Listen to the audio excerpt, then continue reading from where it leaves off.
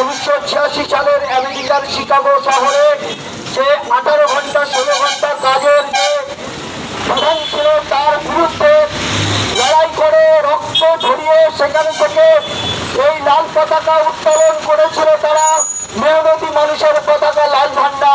সেই লাল ঝান্ডা 1986 সাল থেকে আজকে সারা পৃথিবীব্যাপী এখনো বিরাজ করছে। তখন ছিল 16 থেকে 18 ঘন্টা কাজ করা, আর শ্রমিক কর্মচারী তারা আন্দোলন করেছিল। তারা বলেছিল যে আমরা 8 ঘন্টা কাজ করব, 8 ঘন্টা আমরা ঘুমাবো, আর 8 ঘন্টা আমরা আমাদের বন্ধু বান্ধব লোকজন ছেলে মেয়ে ইত্যাদি তাদের সঙ্গে আমরা সময় কাটাবো। তো সেই আন্দোলন করতে গিয়ে সেইখানে প্রায় 50 জনের বেশি শ্রমিক তাদেরকে গুলি করে মারা হয়েছিল। তখন সেই শ্রমিকরা তাদের সেই রক্ত সেই সাদা কাপড়ে মাখিয়ে লাল ঝান্ডা তৈরি করেছিল, যে লাল ঝান্ডা নিয়ে আমরা এখন বহন করছি। আমরা শ্রমিক শ্রেণীর নেতৃত্ব দেই, আমরা গরিব মানুষের নেতৃত্ব দেই, আমরা সারা ভারতবর্ষ নয়, আমরা সারা পৃথিবী জুড়ে গরিব শ্রমজীবী মানুষ, ক্ষুদিত মানুষ, নির্যাতিত মানুষের পাশে আমরা লড়াই করি।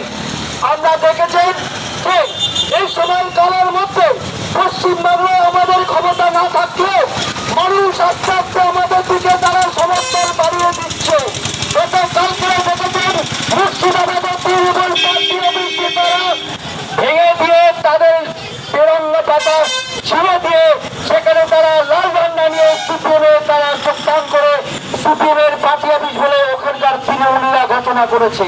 আপনারা দেখেছেন কোচবিহারে কদিন আগে সেখানকার তৃণমূল এবং বিজেপির যৌথ যে প্রধান ছিল তারা সেখান থেকে পদত্যাগ করে তারা বামপন্থী সিপিএম পার্টিতে তারা যোগদান করেছে।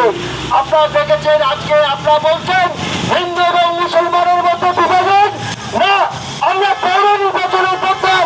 এই পাশে আমাদের বরানগরের পৌরসভাতে একটা নির্বাচন হয়ে গেল, সেখানে তো সিপিএম ছিল, সেখানে 90% মানুষ হিন্দু, সেই হিন্দু মানুষকে তারা ভোট দিয়েছে বামপন্থীকে এবং সেখানে আমাদের একটা পৌর প্রতিনিধি নির্বাচিত করেছেন।